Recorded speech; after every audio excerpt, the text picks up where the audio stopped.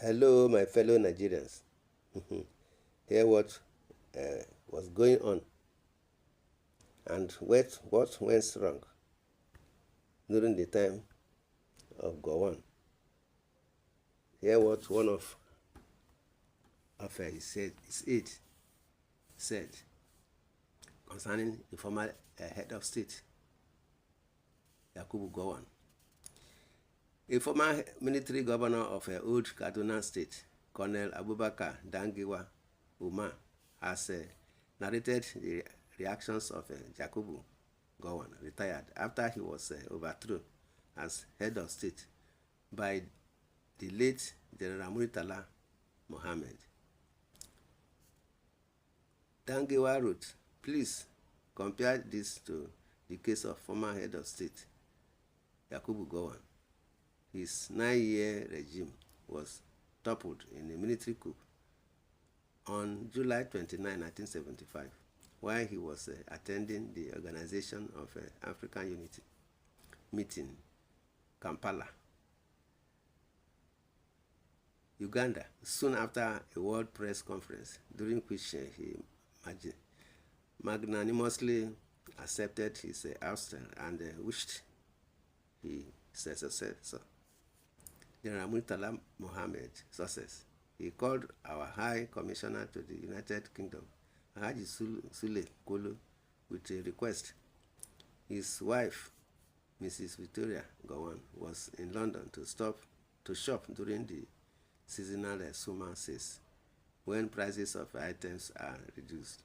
Some believe that he got her out of the way since he had security reports about the likelihood of a coup against his regime. His chief of staff, General David Ejo, left the country on a vacation after failing to convince the C to preempt the coupists.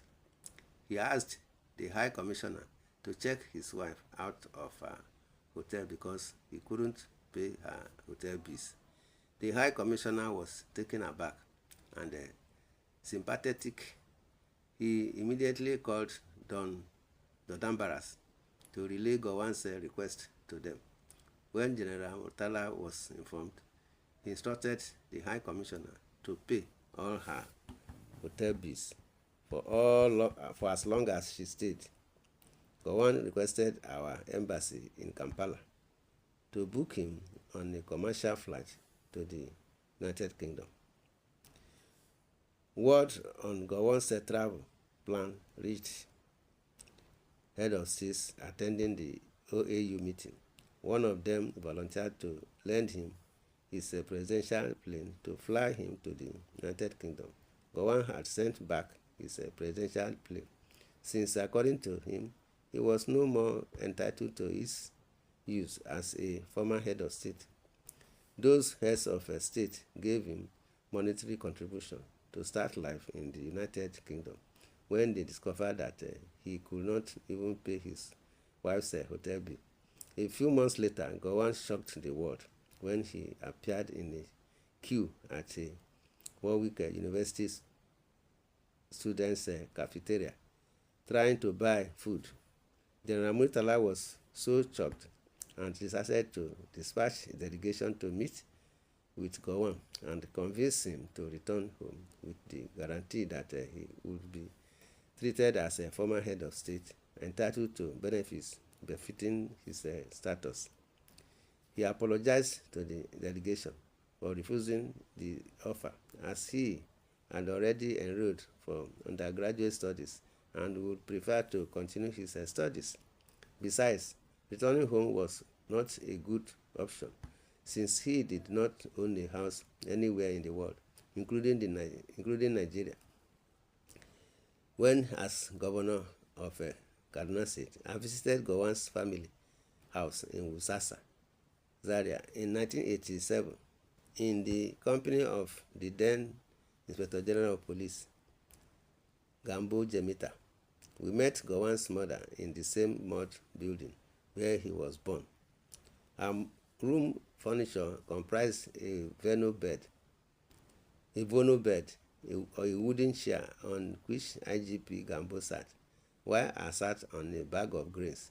Gowon's sister took her position on a straw mat, while the mother sat on her bed. Her other daughter was making haste to fry bean cake for us, of course, using a firewood stove. Leadership of a abnegation is a glaring display. This is who we are, he said. My brothers and sisters, see what is happening. You see, this is what the former head of state was when he retired, when he was in the government, when he was as the head of state, and when he was overthrown by Muritala Mohammed. Hear what our people are saying in the comment section. My beloved earthly father, Professor Christian Paul Okoye, unfortunately paid the price of Nigerian unity. Yes, he may believed my beloved earthly father was accused of hiding the Igbos from the eastern part of Nigeria, and behold, what happened next after the accusation is nothing to write home about. May the soul of my father, Professor Christian Paul Okoye, and my two brothers in Nigerian Army that passed on to glory after the Civil War rest in peace in Jesus' mighty name. I pray amen, amen, and amen. Nigerians deserve a comprehensive documentation of the events of the 30-old months that has bedeviled the nation and set her negatively apart from every other country. Amid the events leading up to the war, the events after the war, and their principal actors. Anything short of this is cosmetics. I come in peace. There is just one major expectation of Nigerians from the general and former head of state, that is the sincere truth of what led to the Civil War. Was there an Aburi camp meeting? If yes, were there agreements? If yes, was there a violation of such? If yes, by who? This will help put together the various reports we have heard and read from the media. Exactly.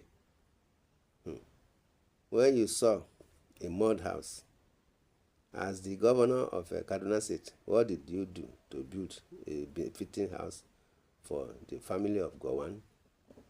When our IBB was in government and he wanted to visit my uncle, late Pa Ojerinde, the former commissioner of H.Commissioner in the old western region, the Milad of Oyo State wanted to renovate my uncle's 4 rooms mud house before the arrival of the president, IBB, but my uncle vehemently rejected. Oh boy, some people are not what you are thinking.